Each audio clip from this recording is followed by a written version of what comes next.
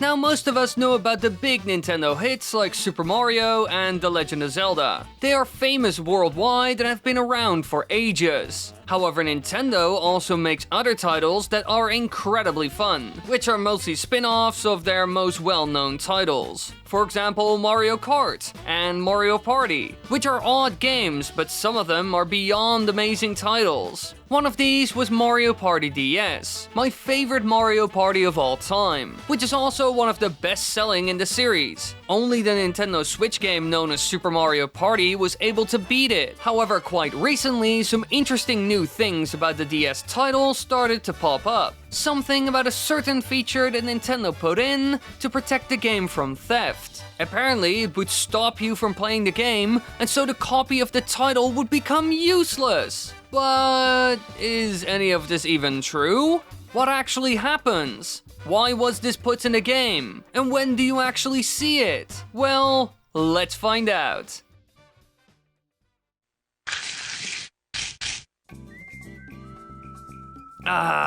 Mario Party DS, my childhood. A game that I played a lot with friends when traveling for a school trip, which was especially easy to do thanks to the console it's on, the DS. Now, this was the last Mario Party game to be developed by Hudson Soft. After this, the Mario Party titles were made by a company known as ND Cube, together with Nintendo, of course. And that's also around the time when I personally lost interest in the series, which could be because of that reason or just because I got older. But that's not what this video's about. No.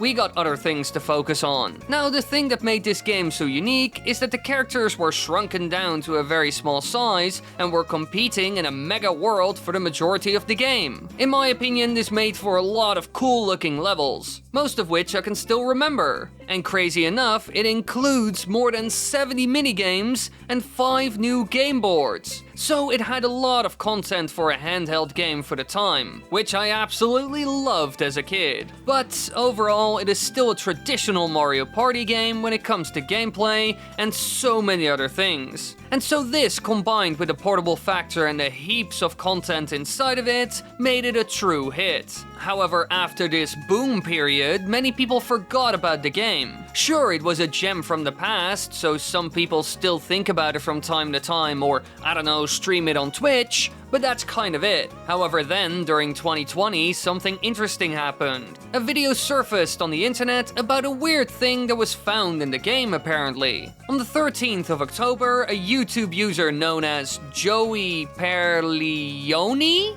I think, uploaded a video titled Mario Party DS Anti-Piracy Screen, showcasing what appears to be a piracy detection feature that was apparently in the game. In the video, the minigame Cherry Go Round is played normally until an error message appears stating that a pirated copy of the game is being played. And at that point, the game cuts to some sort of anti-piracy screen, and you're not able to play the game anymore, whatsoever. And on the bottom screen, an image taken from a story cutscene where Bowser shrinks Mario and friends and traps them in a cage is used, which is meant to invoke a prison cell in the video. And you can also read the phrase, "Piracy is no party," and then a message about video game piracy is displayed on the top screen. And to top it all off, during this portion of the video, ominous music plays in the background, which people apparently liked a lot because there's also an extended version of this video, which became very popular together with this one. Now, by the looks of it, this was put in the game in order to stop people from illegally creating their own copy and then playing it on their DS, which was actually quite popular back in the day. I can remember when I was a kid, I had something called an R4 card, and on it you can put tons of games and play them without a problem. So it could be that something like this was actually put into Mario Party DS because of stuff like the R4 card. Personally, I can totally understand why Nintendo would put something like this in a game. Even in the modern era, piracy is still very popular. Heck, there are tons of websites out there that allow you to play Nintendo Switch games using emulators like Yuzu. But apparently this wasn't the only anti-piracy feature in the game, because after this Joey would continue to post several other videos showing additional anti-piracy measures in Mario Party DS. For example, one titled Mario Party DS Anti-Piracy,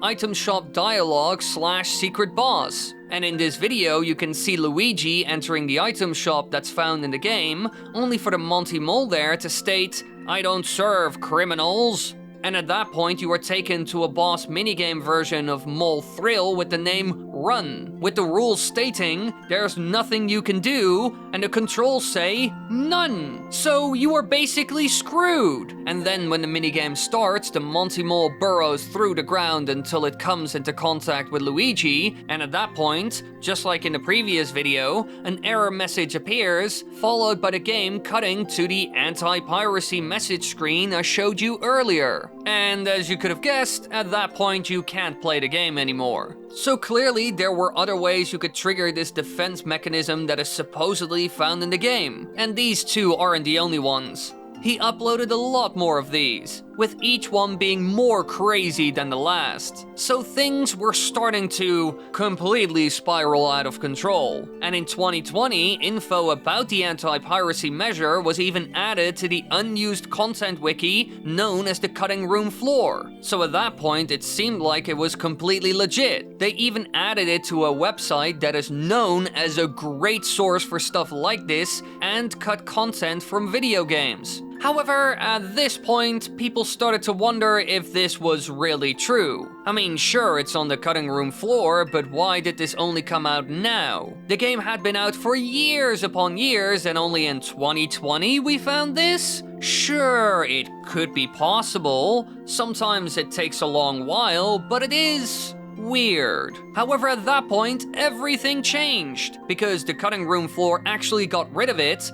as this was actually a hoax of sorts. This anti-piracy screen wasn't found anywhere in the game's files. So these videos were just fake, and were uploaded to mess with people. As you can imagine, a lot of people were disappointed because of this. The whole thing looked quite cool after all, but a lot of them were also impressed by Joey's work. It looks like something Nintendo made themselves after all. But were these people really fools for believing any of this was even real? Is this even a thing we have seen in actual Nintendo games out there? Well, yes actually. We have seen stuff like this in a lot of other Nintendo titles, from Super Mario to The Legend of Zelda. Some good examples of this were seen in one of the most popular Zelda titles even, Ocarina of Time, because here the game checks for the presence of the CIC 6105 security chip and uses countermeasures if it's not found. One thing it can do, for example, is change the look of adult Zelda who's seen in most cutscenes of the game later on, because if the chip is not found, it will reshape Zelda's hair into a giant golden pentagon. So clearly this is something Nintendo has done before. And they even go so far in Ocarina of Time that you cannot beat the game if you have an illegal copy that doesn't have this specific chip. Because normally, near the end of the game, when Ganon's castle is completely collapsing, Zelda is able to open these bars, allowing you and her to go through and escape. But if the CIC 6105 chip is not detected, then the bars will simply not open. Now in the end, Zelda is completely fine with this, because she runs straight through them and leaves you behind to die. So clearly anti-piracy measures are a thing in video games, with Ocarina of Time actually being one of the best examples out there. Which is pretty crazy if you think about it. But this isn't the only mystery out there on the internet. I have covered a lot of others as well, which you can see on the screen right now, and you can also find some other ones in the upper right corner. So be sure to check them out. Thank you all so much for watching. I hope you enjoyed this video. It's a bit of a weird one, but I saw it and I thought this was interesting, especially because it looked so good. If you have any suggestions, leave them in the comments. Leave a like, subscribe, click the bell button, do all the good stuff, and then I'll see all of you in the next video.